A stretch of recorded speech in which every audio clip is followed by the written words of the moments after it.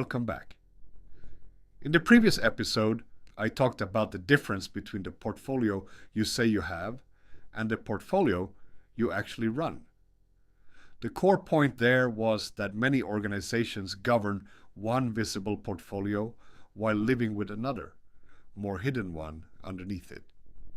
An official portfolio of approved initiatives sits on top of a messier reality of interruptions, urgent work, technical repairs, compliance responses, and all the things that consume capacity without fitting neatly into the strategic picture. In this episode, I want to stay with a related problem, but move the focus slightly. This time, I want to talk about what happens when projects do not really end, do not really succeed, do not really fail, and yet somehow continue. Projects that everyone knows are struggling. Projects that have lost momentum. Projects that no longer inspire much confidence. Projects whose assumptions have weakened, whose benefits have become harder to describe, whose delivery has drifted but which remain active anyway.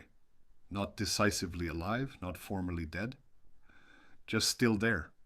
These are what I would call zombie projects. Most experienced people in large organizations know what I mean. They have seen projects that continue long after their strategic clarity has faded. They have sat in meetings where people speak about rebaselining, reframing, adjusting scope, reconfirming direction, or working through dependencies, when part of what the room is really doing is avoiding the much harder question of whether the project should still exist in its current form at all. They have seen projects survive not because they are thriving, but because stopping them has become institutionally uncomfortable. And that discomfort matters, because it reveals something important about portfolio management. Portfolios are often presented as systems for choosing and prioritizing, but they are also systems for ending, withdrawing, and letting go. And in many organizations, that second capability is much weaker than the first. It is often easier to approve a project than to stop one, easier to launch than to terminate, easier to declare ambition than to admit erosion. Easier to continue under modified language than to openly say that the original case no longer holds. That is where the idea of portfolio debt becomes useful. Most people are familiar with technical debt. The basic idea is that systems can accumulate past compromises that make future change harder, slower, riskier, or more expensive. You save something in the short term, perhaps, but you carry forward a burden that will shape later choices. Portfolio debt is similar in spirit, but it sits at a different level.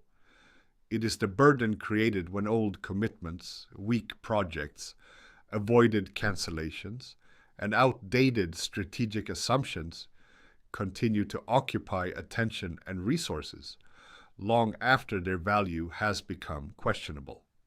Portfolio debt accumulates when organizations keep carrying initiatives that they no longer believe in strongly enough, but also do not know how to stop. It accumulates when weak business cases are not revisited honestly.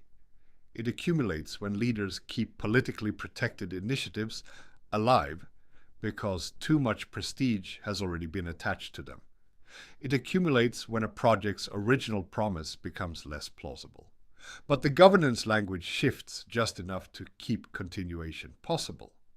It accumulates when nobody wants to own the act of saying, this should no longer be a priority. And once you start looking for portfolio debt, you see it almost everywhere. You see it in the large transformation initiative that was announced with great energy 3 years ago and is still formally important, even though its internal narrative has quietly changed from ambition to endurance.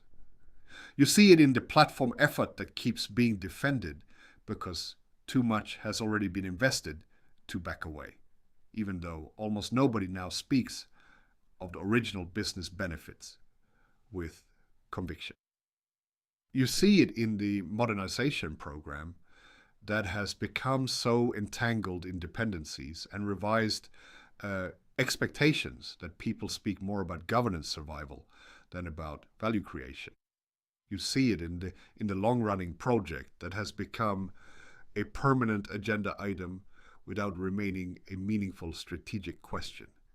And I think it is useful to pause here and say something clearly. A project does not become a zombie project simply because it faces difficulty. Difficulty is normal. Uncertainty is normal. Replanning is normal. Serious initiatives often need to adapt. That in itself is not a failure. The difference lies somewhere else. A zombie project is one that has lost strategic vitality but continues to move institutionally. It still consumes resources. It still occupies reporting space. It still generates meetings. It still claims attention. But its momentum is no longer really driven by a live and convincing case for value. It is driven by inertia, prestige, avoidance, sunk cost, or the organizational difficulty of withdrawal. That distinction matters because it keeps us from becoming simplistic. Not every delayed project is a zombie. Not every troubled initiative should be stopped. Some projects need time, some need restructuring, some suffer from real external constraints, some will recover. The point is not to become trigger-happy with cancellation. The point is to notice when continuation is no longer being justified honestly. Why is it so hard to stop projects? There are several reasons, and most of them are deeply human. The first is sunk cost thinking. Once time, money, effort, and identity have been invested, stopping can feel like admitting waste. People say this implicitly all the time. We have already put too much into this to stop now. We have come too far. We cannot walk away after everything that has been spent. But of course, from a rational perspective, what has already been spent is gone. The real question is about future value and future cost. Still, organizations are not emotionally neutral. Past investment changes how people experience present choices. It makes continuation feel safer than it really is. The second reason is reputational protection. Projects are rarely anonymous. They belong to somebody, or at least they are associated with somebody. A senior sponsor may have publicly supported the initiative. A department may have built part of its strategic identity around it. A manager may have promised results. A team may have worked hard under difficult conditions. Ending the project is therefore not experienced as a purely technical decision. It can feel like an embarrassment, a loss of face, or a threat to credibility. In some cases, people fear that cancellation will be interpreted as failure of leadership rather than as evidence of maturity and learning. The third reason is ambiguity. Sometimes projects are not clearly succeeding, but they are not clearly failing either. Their benefits are distant. Their dependencies are complex. Their scope has shifted. Some parts are useful, others are less so. In that gray zone, organizations often struggle to make a clean decision. It becomes easier to keep the initiative moving under revised language than to stop and rethink it properly. Ambiguity creates room for drift. The fourth reason is governance fatigue. Stopping a project often requires energy, attention, and conflict. It may require difficult meetings, sensitive communication, reallocation decisions, political handling, and narrative repair. In overloaded organizations, continuation can become the path of least resistance, not because it is best, but because it avoids immediate friction. And the fifth reason is hope. This one is important. People often continue not only because they are avoiding something, but because they still want to believe recovery is possible. Maybe the next phase will unlock value. Maybe the next vendor release will help. Maybe once this dependency is solved, things will improve. Maybe the organization just needs more time. Hope is not irrational in itself. Without some hope, serious change would rarely happen at all. But hope becomes dangerous when it is allowed to replace evidence for too long. So zombie projects are rarely maintained by one bad motive. More often, they are maintained by a mix of understandable human forces: investment, loyalty, uncertainty, fear, fatigue, and optimism. That is what makes them so common and so hard to address. Now let us connect this back to portfolio management more directly. The cost of zombie projects is not only that they underperform. The deeper cost is that they occupy space that could have been used differently. They consume scarce money, scarce expertise, scarce leadership attention, and scarce organizational patience. They also distort the portfolio's future, because every commitment that remains active shapes what becomes unavailable for other work. That is why the idea of portfolio debt is so useful. It helps us see that the burden is not limited to the troubled project itself. The burden spreads. Weak commitments make the rest of the portfolio heavier. They crowd out alternatives. They reduce flexibility. They make it harder to fund newer and potentially stronger opportunities. They absorb capacity that could have gone to resilience, architecture, cybersecurity, platform health, service improvement, or smaller but more achievable changes. In that sense, portfolio debt is not deadweight sitting quietly in the corner. It is active drag. It also has a cultural effect. When people see that projects can continue indefinitely without strong, renewed justification, they learn something about the organization. They learn that it is easier to launch than to question, easier to protect than to review honestly, easier to relabel than to stop. Over time, that can weaken the seriousness of the portfolio itself. Because if entry into the portfolio feels rigorous, but exit feels politically blocked, then governance begins to look asymmetrical. The organization becomes good at declaring intention and weak at disciplined withdrawal. This matters especially in environments where strategic language is strong. Large transformation narratives, digital renewal agendas, modernization programs, innovation pushes, platform strategies, all of these can produce valuable momentum. But they can also make it harder to admit that a specific initiative inside the broader story is no longer worth carrying in the same way.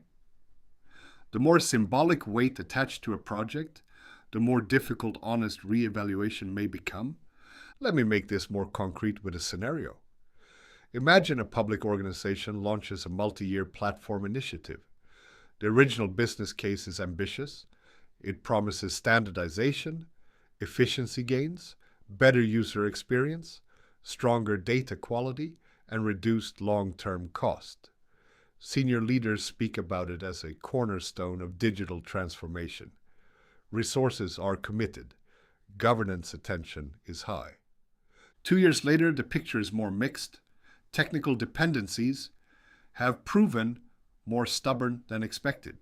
Integration complexity is higher. Adoption assumptions are weaker. Costs have grown. Some benefits may still be real, but the original narrative no longer fits well. Yet stopping is extremely difficult. Too much has already been invested. Too much symbolic value has been attached. Too many people would have to explain what happened.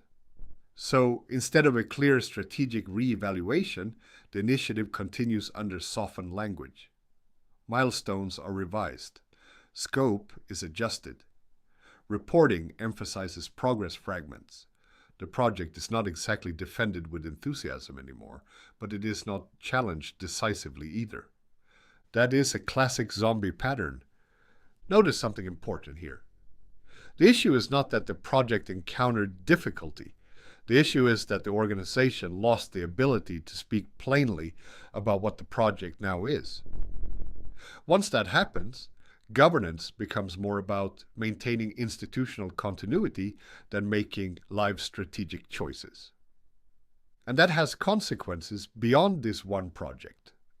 Suppose at the same time there are other emerging needs in the portfolio, a growing cybersecurity exposure, an aging identity system, a citizen-facing service problem, a data quality initiative with strong cross-organizational value. All of these then now compete in a portfolio partly occupied by an initiative whose continued presence is driven less by current strategic strength than by historical commitment.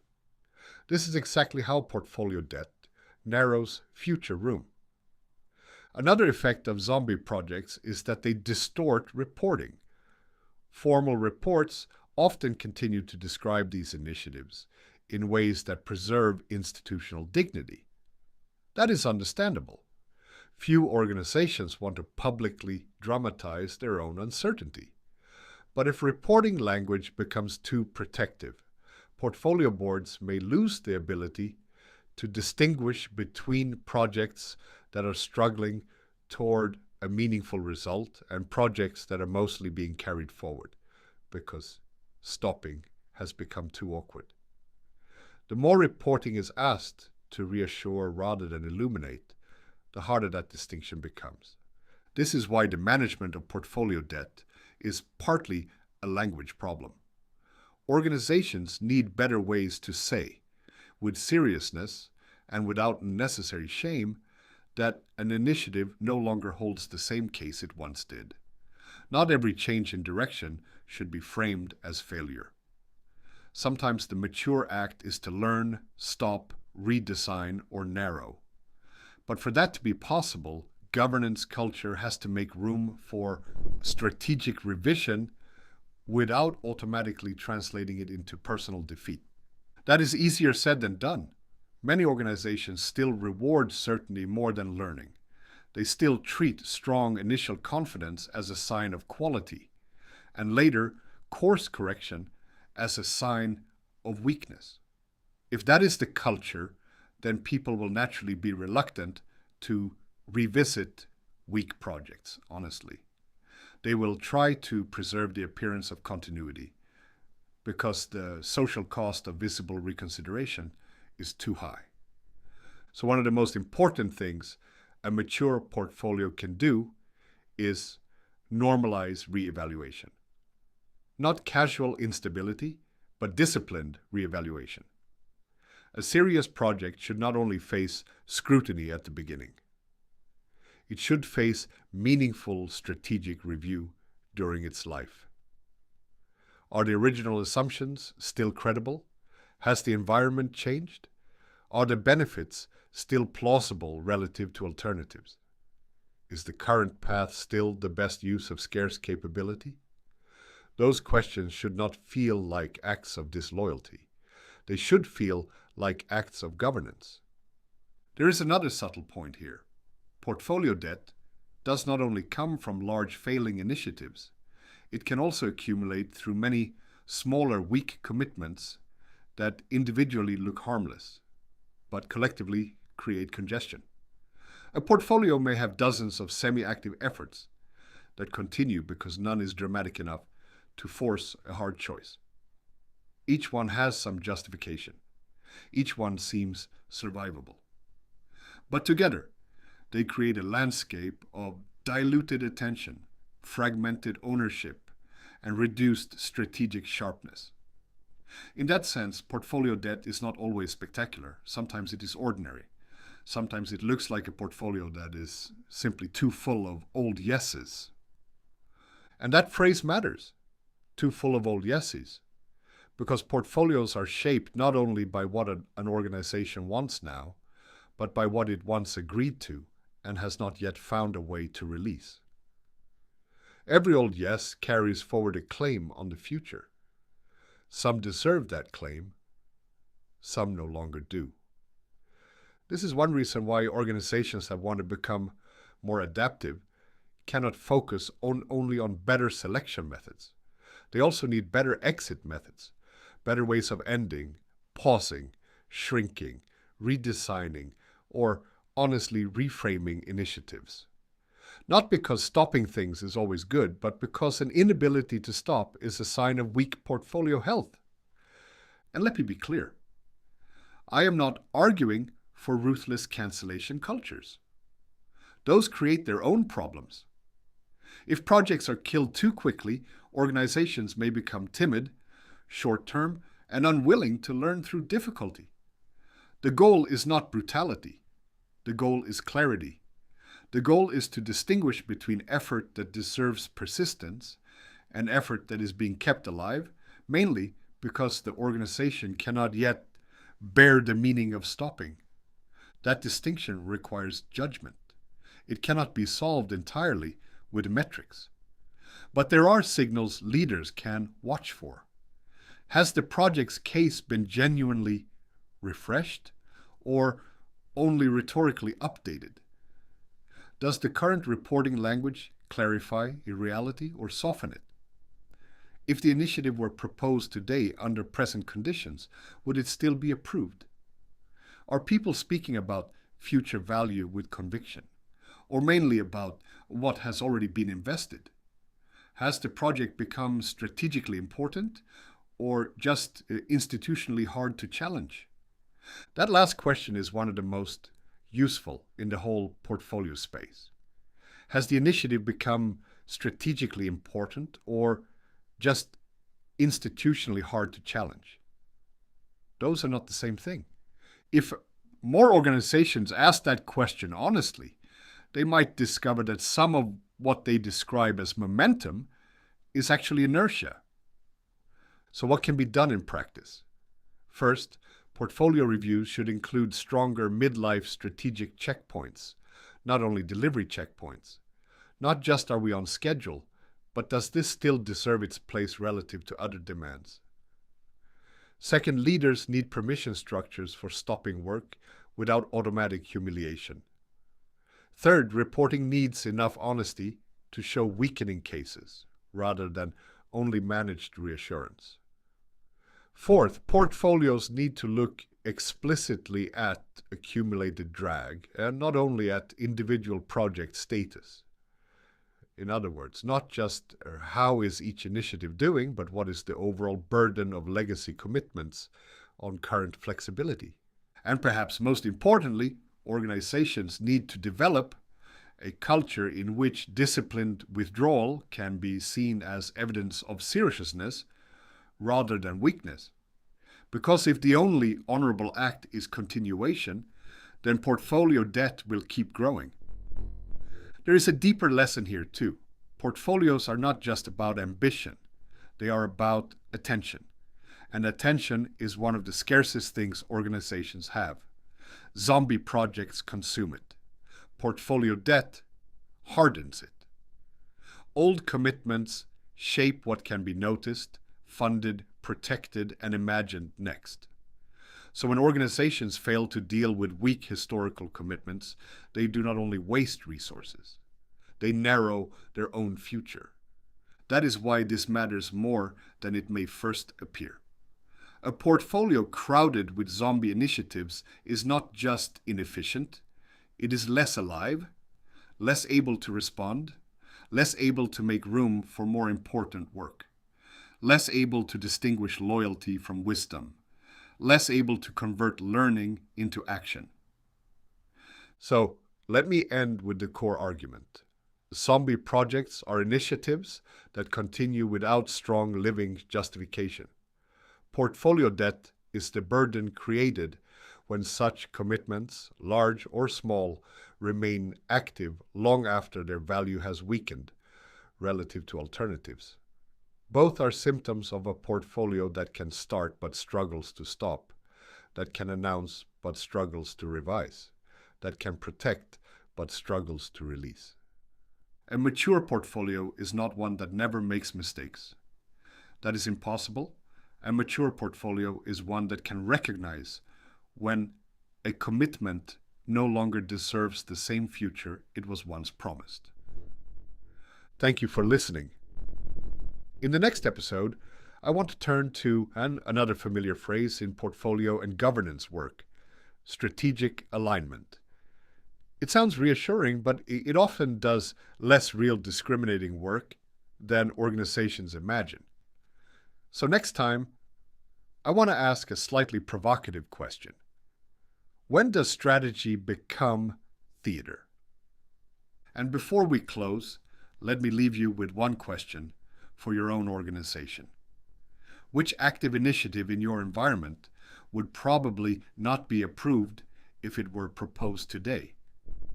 Under current conditions, with its current case rather than its historical one? If you can name one quickly, you may already be looking at portfolio debt.